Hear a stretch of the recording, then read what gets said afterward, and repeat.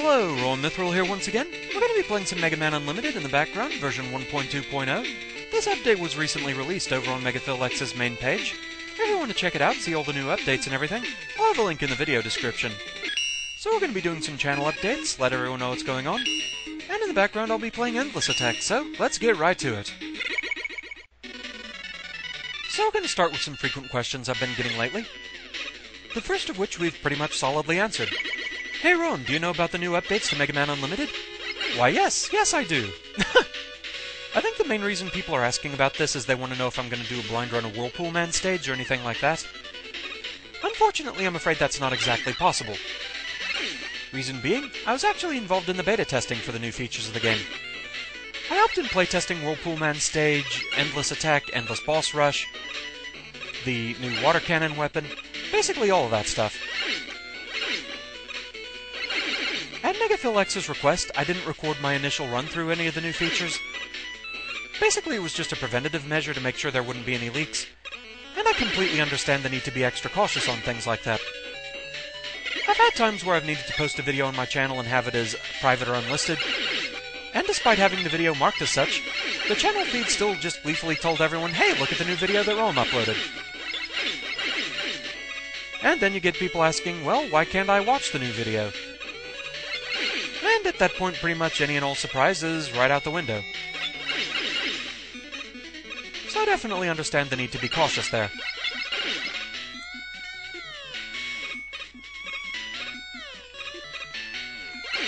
As such, I was pretty much just giving MegaPhilX direct feedback on the new features. And so, I don't have any blind footage to work from. I wasn't recording anything. But at the very least, we are looking at Endless Attack here. Wrong button. Yay for ladders to help me correct for that. But one thing is, if enough people are interested, I would be more than willing to actually record just a normal run of Whirlpool Man stage, to at the very least have some representation of it on the channel. I'd be more than willing to do that, so if people want to see that, just leave a comment on the video here, give me some feedback, tell me what you think, and I'd be more than willing to do that.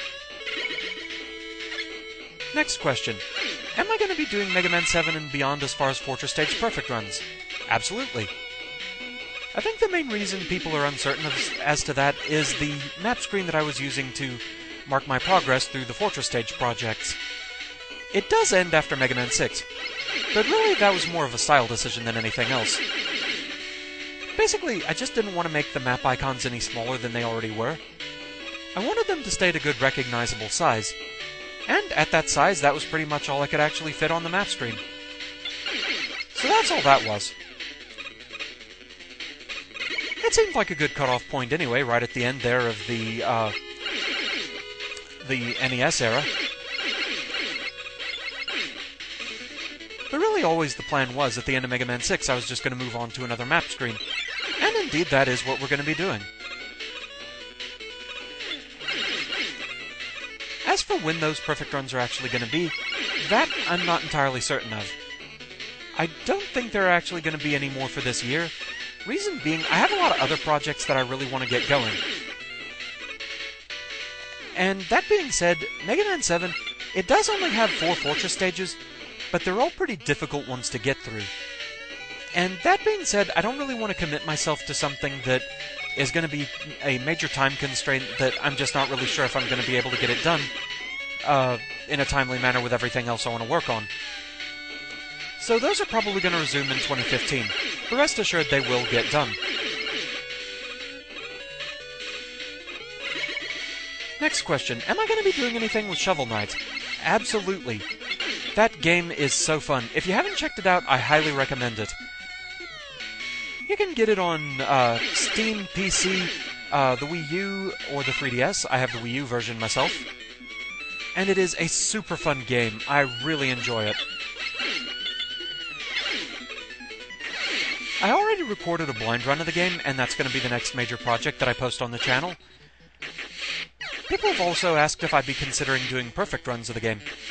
It's something that I would really have to practice to get good enough at the game to be able to do that. But it is such a fun game, I would not mind doing that practice. So that is something that I would definitely consider as a future project. No commitment just yet, but it is something that would be heavily under consideration. Yeah, I know who's in there. Next question. People have still been asking a lot about Battle Network 4.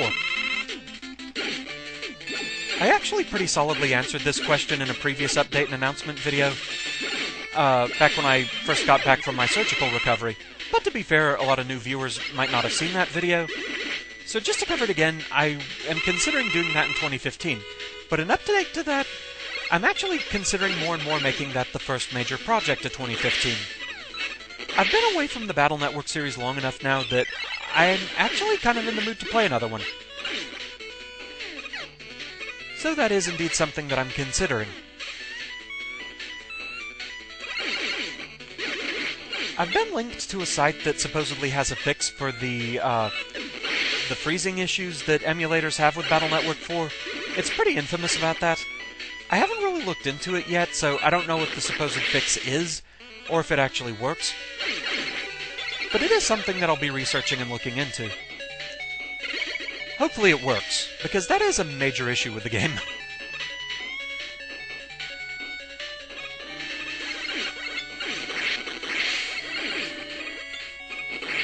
So let's talk upcoming projects. Obviously, as I said, the next major project on my channel is going to be the Shovel Knight Blind Run. I have the run itself fully recorded now, so that's not an issue. Basically, at this point, it's just the little incidental things I need to take care of. I want to do, like, an intro for the project. I also need to do an end-of-video title card. The start-of-video title card, that actually is a bit of a story. My good friend and fellow artist Neo, he offered his services in making a title card for the project, but then, as so often happens, technical difficulties got in the way and his computer went boom. Not a very serious boom, but enough of one to where he did have to send his computer in for repairs. He actually does have his computer back now at this point, but it sounds like it's in kind of a questionable state. Basically, from what he's told me, the screen, the colors on it are kind of off, and it has black bars over everything where it's not loading the image. And as a computer artist, well, that's kind of a problem. He does seem to have some sort of workaround for it, though, as he has been producing new art, which makes me very happy. I love his style, I love seeing his work. But in the interim, while his computer was in for repairs, another friend and artist that I really like, John Koseth, he just out of nowhere sent me a title card. It was unexpected, and it really made me laugh, so I'm going to be going with that particular title card. You know, I mean, I already have it, and also, it's one less project to put on poor Neo. I just really sometimes worry about overworking the poor guy. He's so generous in helping both me and Pink with our projects. He had so much life to them with his title cards.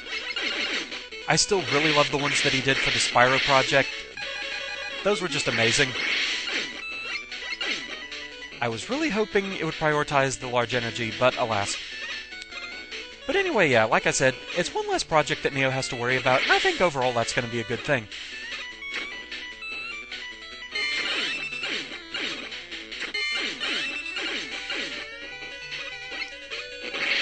So, yeah, I just have the little incidental things I need to take care of there, and hopefully we'll be getting Shovel Knight started up soon. Next project beyond that is going to be the Pikmin 1 No Deaths run. And this is something that I'm probably going to have to practice while I'm uploading Shovel Knight. Practice the first couple of days, maybe get some progress going there, a little bit of a buffer even. It is a project that I have done before, on my own time, before I even had a video channel. I have done a No Deaths run of Pikmin 1, so I know I can do it. It's just basically relearning it.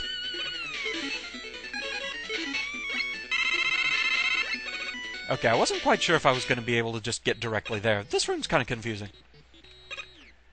But anyway, though, yeah, that's something that I'm going to be practicing while I'm uploading Shovel Knight.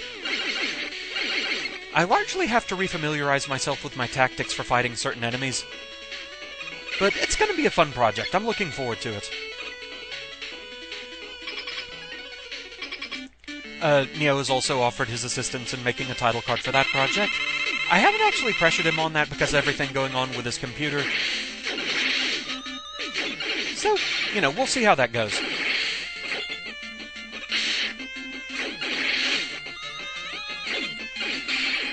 Also, the Pikmin project, it may have to do what Pokemon No Evolutions did last year, and paused for October for Silent Hill. And, well, if it needs to do that, it can. That was a little bit close. But yeah, if it has to pause for Silent Hill, so be it. Because it might not seem like it, but October is fast approaching. And this year we'll be doing Silent Hill Homecoming.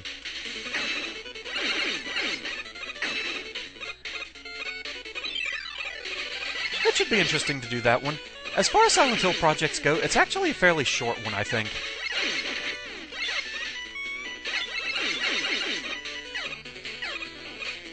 Another mini-project that I've been working on, I've been getting footage together for the Revisiting the Past project, which is just kind of a compilation of little things during main projects that I either forgot to cover or didn't know about, or silly little glitches or things that I want to show off that I didn't think to show back during the actual project. Things like that. I've ended up with more footage for this project than I really thought I'd have. When I first had the idea, I was thinking maybe I'd have, like, 1-2 videos tops. But at this point, it's actually looking more like 3 or 4 videos. And it's a series that I can always add more to as we do more projects. So I think that's going to be a fun little thing.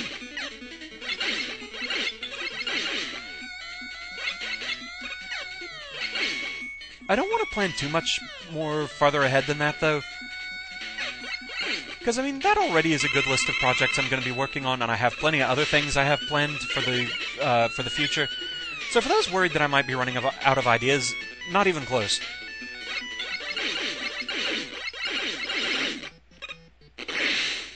No, don't freeze me! Bad, Platty! There we go. But anyway, yeah, I might do more planning as far as future projects later in the year. And I'd really kind of like to take an end-of-year break this year that doesn't involve going into the hospital. That would be very nice. That was kind of a thing.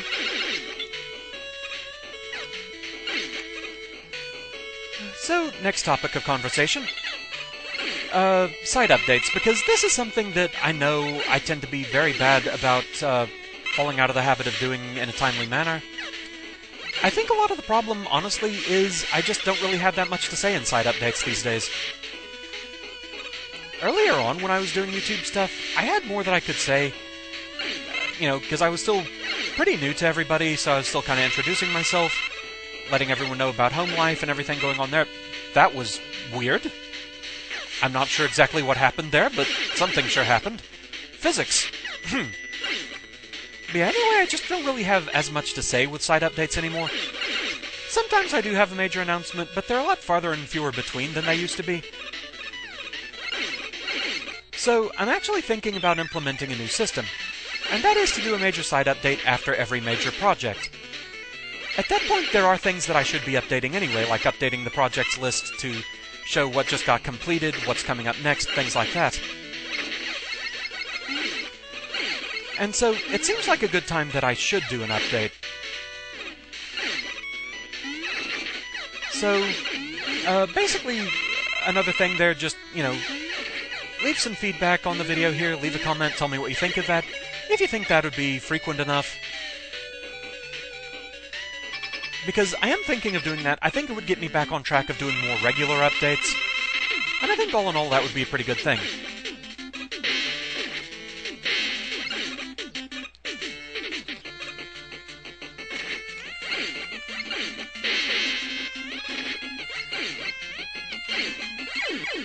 Last thing I really want to discuss here, I want to talk about donations.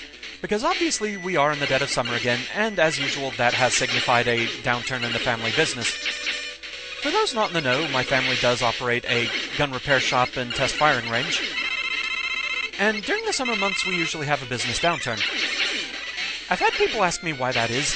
I think honestly a lot of it is just the summer heat. I mean, it's Southeast Texas, so triple-digit heat is not exactly unheard of. And it's not something that you generally really want to be out in. But beyond that, I also think a lot of it just has to do with higher energy bills in the summer months. You know, people running their air conditioning more frequently, things like that. So they don't have quite as much money to use on something as comparatively frivolous as just going out and shooting guns, things like that. So I think honestly that has a lot to do with it. But as such, money is always a bit tighter in the summer months for us, and so donations are appreciated more than ever. I mean, they're always very appreciated by my family. It truly means a lot to me and my family, everyone who's been kind enough to donate in the past and continues to do so. It truly means a lot to us.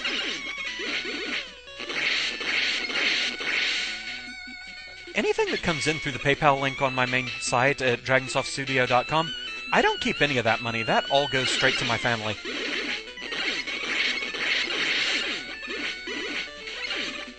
I'm sure there's a fancier way to do this room, but I have no idea what it is. But yes, if you'd like to donate, you can go there to my main site. I have a PayPal link there. It's like I said, it truly means a lot to us all.